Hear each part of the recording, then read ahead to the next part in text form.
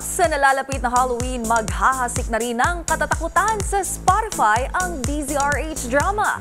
Simula kasi nitong October 14, opisyal nang inilunsad ang Gabi ng Lagim podcast. Tampok ang mga batikang radio drama actors ng DZRH. Narito ang aking report. Mula radyo, naganap na nga ang crossover ng DZRH drama sa Spotify.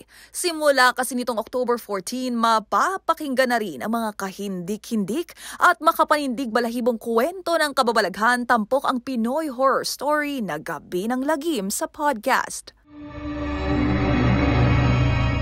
Magandang gabi, kaibigan.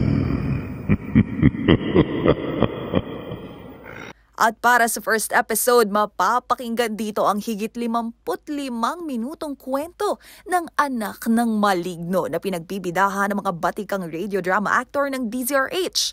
Iikot ito sa kwento ni Andoy at ng kanyang mga kaibigang sina Diana at Chris kung saan ang dati masayang pagkakaibigan ng tatlo ay magkakalamat dahil sa pag-ibig at katotohanang bumabalot sa pagkatao ng bida.